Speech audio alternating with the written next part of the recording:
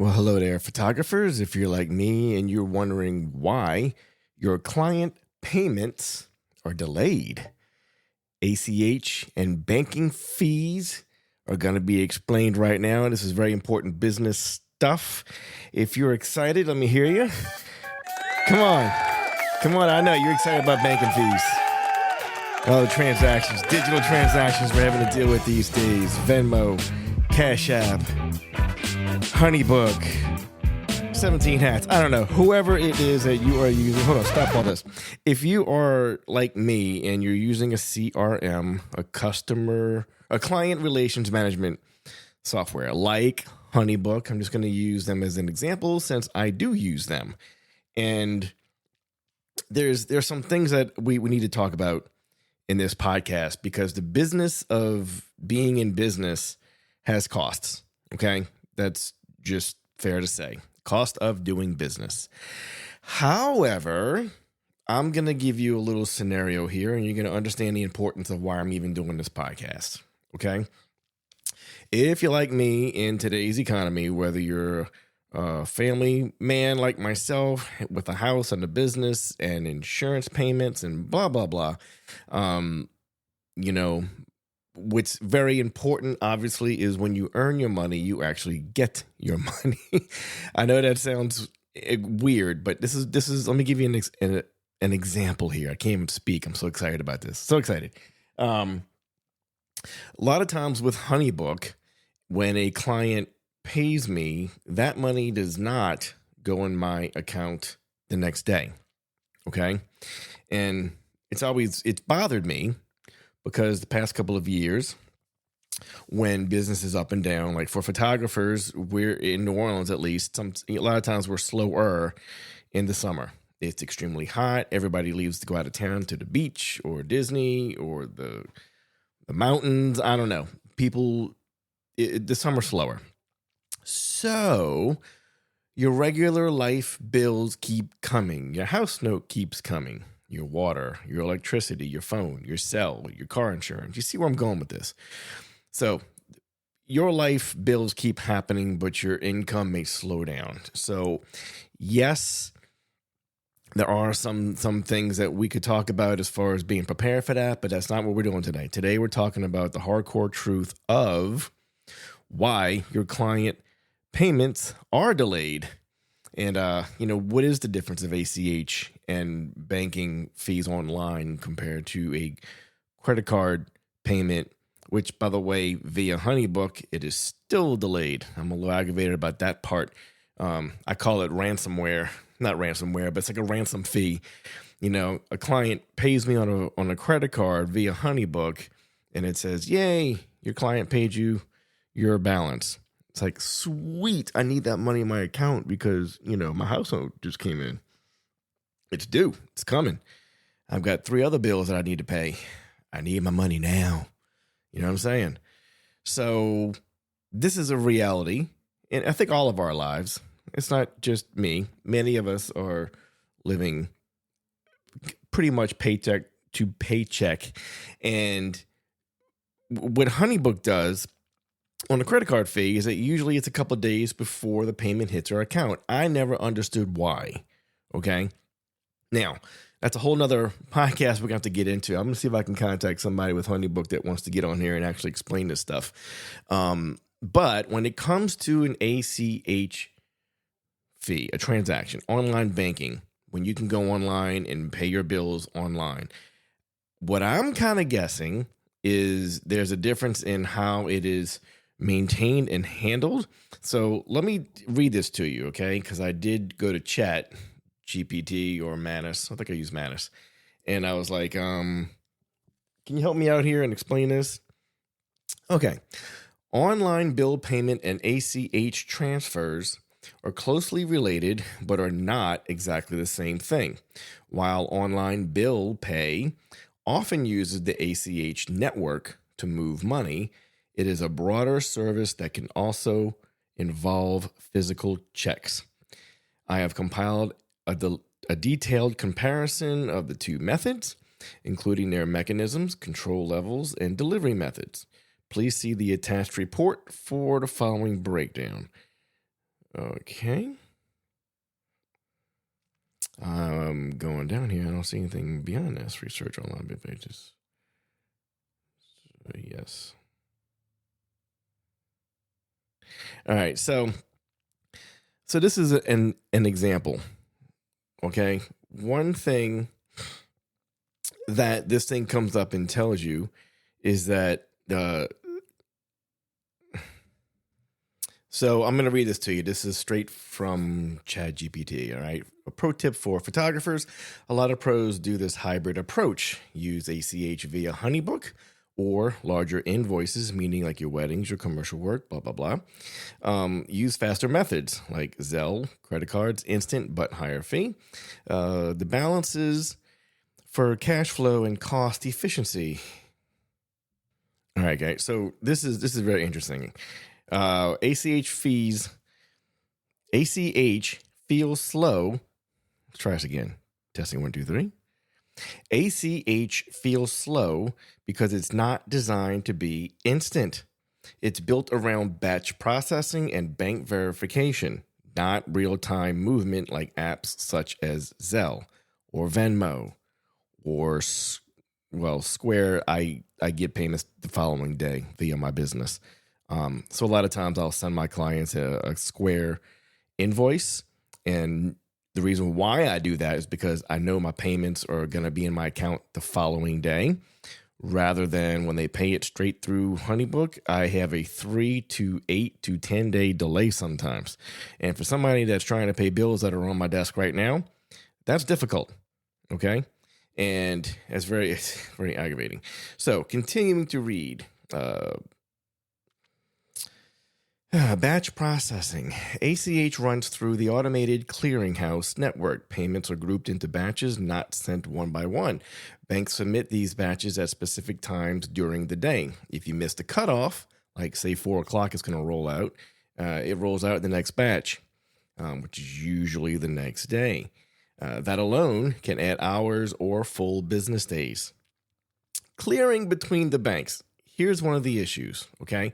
So when you use a CRM like Honeybook, Honeybook has a setup. First of all, your fees with the ACH, you're going to have a fee from your bank to handle the process. Honeybook is going to charge you a small fee for handling the process.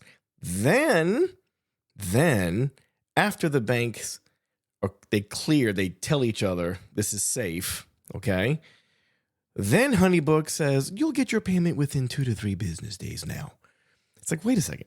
I just waited so many days. It said it was cleared. Why are you taking an additional 3 days to get to me? That part I kind of sort of don't understand. I just call it ransom. I call it a ransom fee because for the 1% fee of that sale, they can do an instant deposit for you. Yeah, you can get it today, but you got to pay an extra 1%. Me? I think that's highway robbery. That's just me. Okay. When I need my money and my clients pay me, it's my business, it's my client, it's my sale, it's my money. I need it. I got to use it. I got to pay my life and move forward. It's that simple. If all of these digital payments are going to start taking 3 days to a week every time, when you have a business where that money is constantly coming in every single day, you don't feel it so bad. But I'm just putting this into perspective for those who need their payments when they're paid. This will kind of make you think about how am I going to set up my business to accept payments. Okay. So a lot of businesses where you go get coffee or food or whatever it is, a lot of those things are instant. Okay. But continuing to read here, clearing between banks, ACH isn't just send and receive. It's a 2-step process. Your client's bank sends the payment. Your bank receives and processes it. Between those, the network run by the NACHA clears the transaction. Files are verified and settled between institutions. Think of it like middle checkpoint instead of direct handoff. Risk and verification window. Banks intentionally slow things down to check for fraud or unauthorized transfers, confirm sufficient funds, allow time for returns or rejections. ACH can be reversed in some cases, insufficient funds, or unauthorized debit. That's why platforms like HoneyBook hold funds even longer. So, to back up what I was just saying, it's basically a security protocol. And even though it's digital, there's still a tunnel and a funnel that these things need to go through. And both people, your bank and HoneyBook, with their bank and their transactions, they have a process too. Things are just going to take a little slower, but it's actually for your benefit that when that money does come in, it is safe and secure and it's good to go. So I wanted to make this podcast because I'm getting a lot of conversations with people who are using like HoneyBook and some other CRM features, and they're dealing with the exact same thing. They're like, wait a second, my client paid credit card, and what's going on? And it's like, well, go look into your payment description and how was it paid? If it was online banking or if it was a direct ACH, even though your bank accounts are plugged in, these are the issues why. So here it is on chat number 4, business days only. ACH does not process on the weekends or federal holidays. A Friday payment can easily land Tuesday or Wednesday. Okay. So just when we got away from a check, a handwritten check, here you go. You know how you behind that old lady in Winn-Dixie, Roberts, wherever the heck your grocery store is, and she's writing that check, and everybody's like, oh, she's so slow. Yeah, well, you had no idea that the vendor she's paying, that grocery store, can deposit her check immediately, and it happens that same day. However, all those credit card fees are not going into that grocery store's account the following day. Sometimes these things are happening for security purposes, on a credit card fee, usually a couple days, if not the next. So same day ACH exists, but there is a faster version. Same day ACH processed in a few hours, but not all banks/platforms use it. Often has cutoff times, early afternoon, and it also may include fees, which is the reason why HoneyBook needs to charge their 1%. Okay. I originally was thinking HoneyBook was making that 1%, but it's showing me right here that instant fee from the ACH process is going to charge them a fee to do it, which is why HoneyBook is passing that on to you. So, simple breakdown. Typical timeline. Day 0, client pays. Day 1, sent in batch and cleared. Day 2, received by your bank. Day 3, available in your account. Now look, if this would happen in 3 days, I wouldn't be doing this podcast because that wouldn't be a big deal. It's the fact that I have a client that paid me over a week ago. I just got notification from HoneyBook that, hey, good news. The bank cleared, verified that payment. But then it continues to tell me you'll now see it within 2 to 3 business days. I don't know what's going on. I'm just going to safely assume that HoneyBook is a smaller business, okay, that does not have the larger capabilities of a much larger institution that has these setups, to where, yes, but they're going to go ahead and process the payment overnight because you're so big. Maybe HoneyBook isn't that big. I don't know.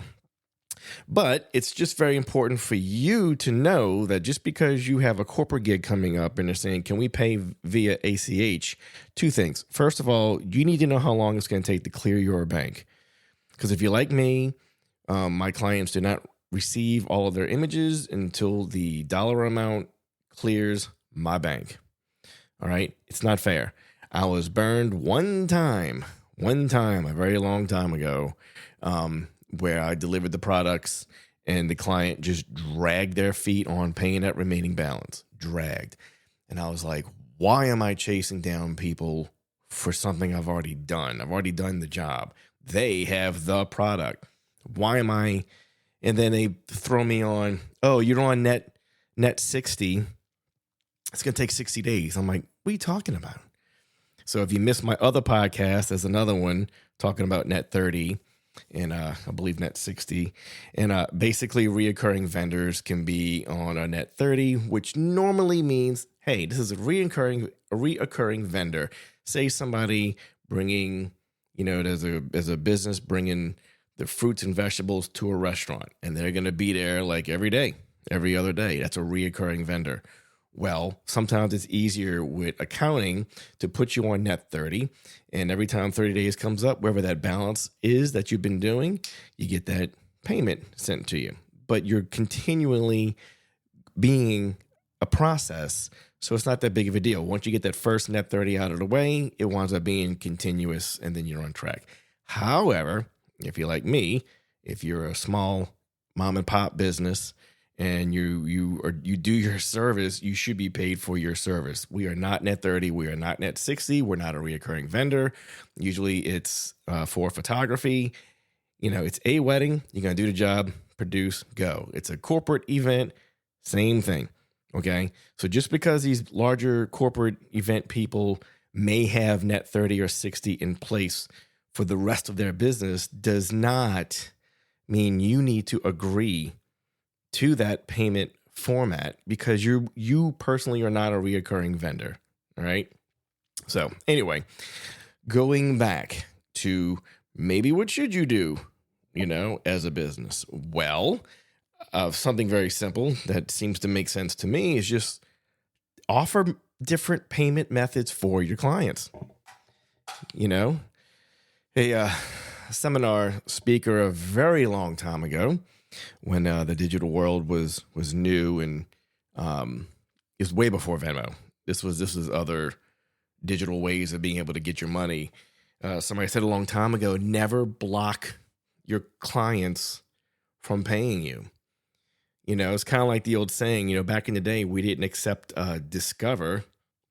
And the reason why we didn't accept Discover, because back when accepting credit cards was a more individualized business thing, Discover interest for me, in other words, what it costs me to accept the credit card, was higher than Visa and MasterCard. Visa and MasterCard was like 1.5, 1.8, and Discover was like 3-4%, if not higher. And it's like, what? And yeah, some rewards cards, that 1% cash back that you get, how do you think, when you own a card that does the 1% cash back, you think Visa is paying you that 1%, don't you? Like, oh, wow, this is a great, beautiful card. They are going to pay me the 1% cash back. That's wonderful. I don't care how I get it, as long as I get it back, right? You're the consumer. Okay, here's the truth.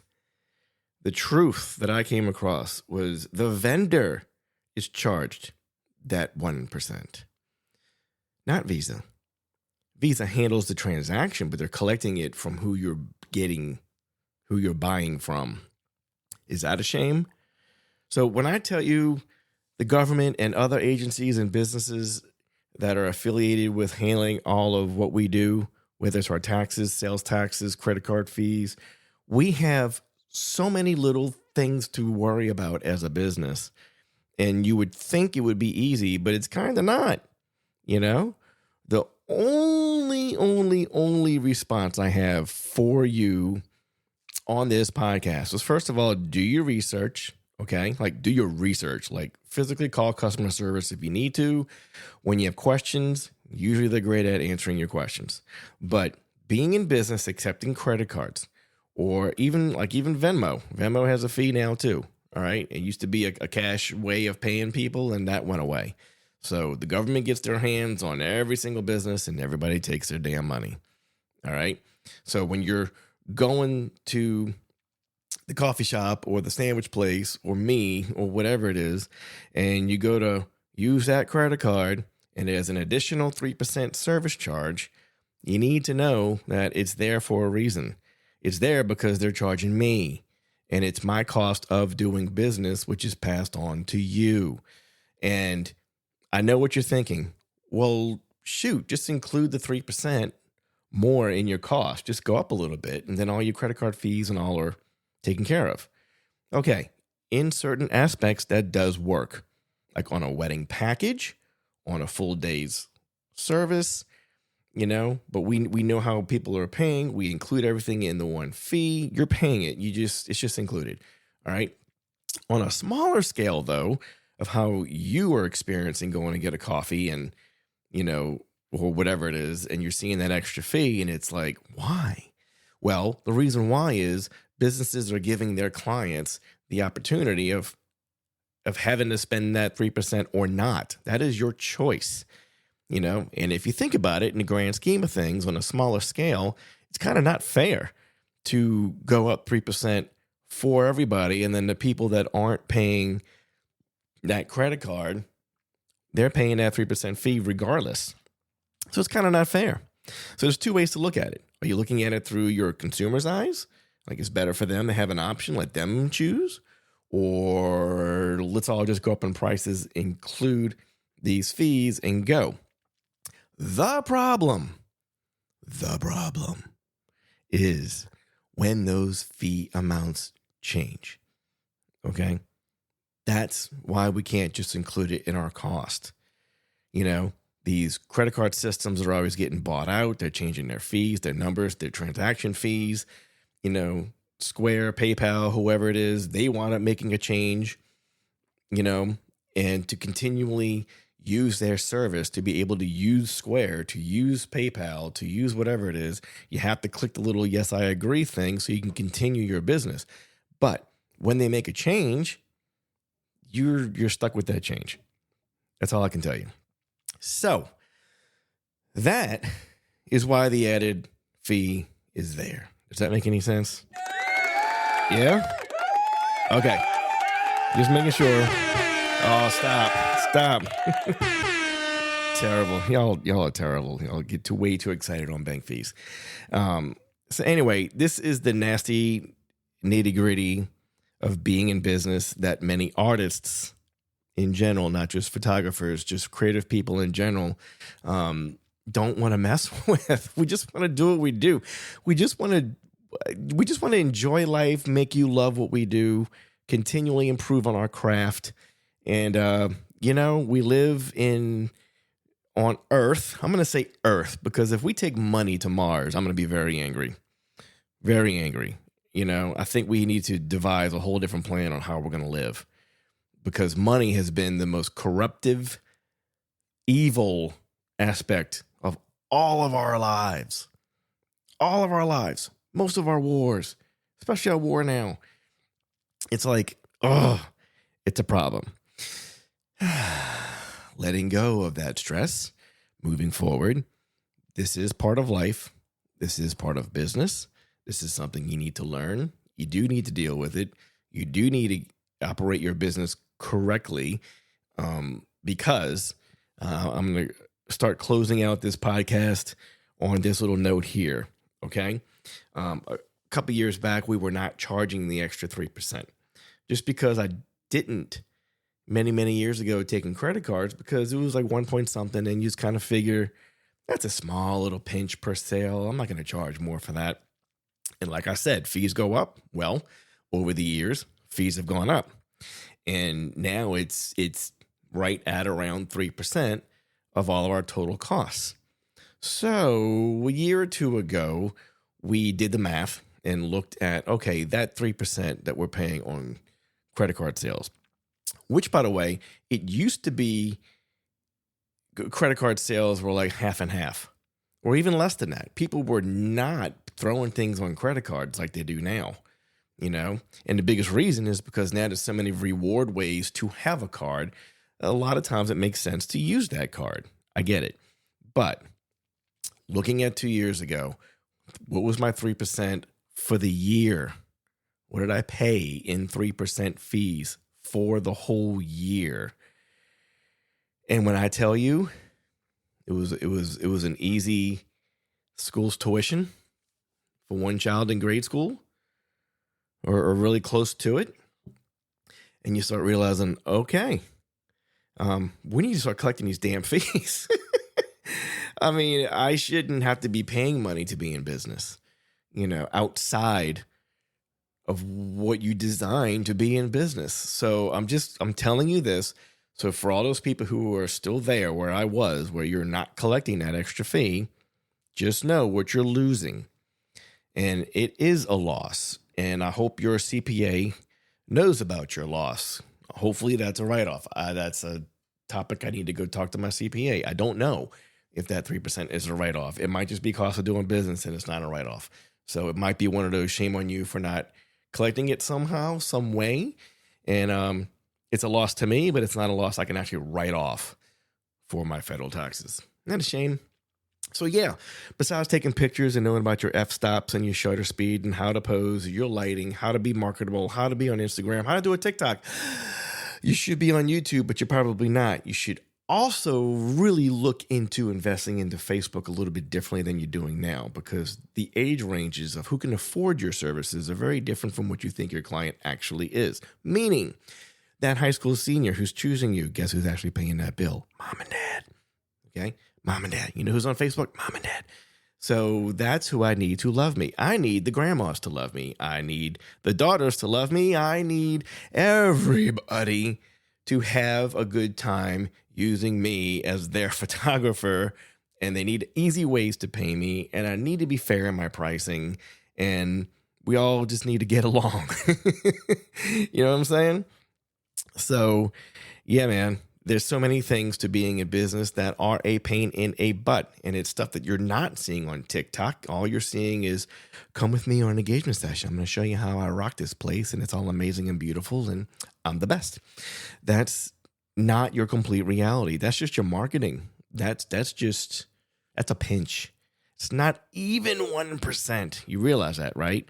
Like your marketing to yourself, depending on how much you're actually doing, is such a small percentage of what it takes to be in business and wash, rinse, repeat every month, every quarter, every year. All right. I've been doing this. This is my 32nd year in business. So this October makes 32. No, I just made 32. Oh God. October makes 33. Wow. That's something you don't. Yeah. Crickets on that one. There's just been so many things that we've been having to do on the back end of the actual business. Trust me when I tell you the fun part is when I work. That's the easy part for me. You know, having a photo shoot at the end of the day gives me something to look forward to. And while I'm dealing with all of this stuff that we're talking about throughout the day, emails, contracts with clients, blah, blah, blah, processing images, getting things online, paying that bill, everything costs money. Even my online feature, everything costs money, dude. Everything. Nothing's free. Absolutely nothing is free. When somebody gives you something free, either you pay for it somehow or it's somebody's taking a loss, which I seriously doubt they're doing if they've been in business for a very long time. If you've been in business for a very long time, you know how to adjust your pricing accordingly to where it's fair without you having to go up so high. However, all of your cost of doing business is covered. So look, if you would like to get on the podcast, maybe you have some questions. Maybe you want to get on the podcast. It's just a phone call. I am not doing video at the present moment. I think phone calls are much easier. I can get you in here on the podcast. And trust me when I tell you, for the questions that you have, there's a million other people that are asking the same questions, but they're just not getting here on the podcast. So if you want to be on the podcast, I invite you to leave it in the contacts, Instagram me, find me. It's got to be, I know there's an easier way for you to definitely get on here. So if you're on Spotify, you can definitely have a comment section right there. If you're on my Buzzsprout podcast page, you can definitely leave me some fan mail or something like that. But I invite you to be on. I love your questions. I do not know everything, but I know a lot. And I'm one of those kind of guys that if I do not know something, then I just know where to go find the answer. And hey, look, things have changed. You and I can get on Chat GPT and ask a question. You still need to validate it. You still need to make sure that what you get as an answer through chat is up to date and legal. So I'll ask my CPA, hey, is this true? And every once in a blue moon, she's like, well, actually, this just changed in the law going for your April 15th projections. I'm like, really? Well, how come chat didn't know that? Well, chat only knows what humans tell it. All right. It doesn't know everything. It's not God. It is a software program designed by humans. And all the information that is on the internet is not true. So validating all the information to make sure it's true is just part of the process. All right. So do not believe in AI completely, please. Remember, humans made it. All right. Straight up. Oh, wow. Right at 30 minutes. Okay. Well, if you were out for a jog and you're headed back to your location where you started, I'm so glad this podcast fit your timing perfectly. I have a couple things to do today, but I'm looking forward to going to Rouse's or going to Zapardo's. I'm looking at who has good fish. I want to cook some fish tonight. And yeah, man, I'm going to go rock my day. And saying that, yeah, this is my band, you guys. All right, see y'all on the next podcast.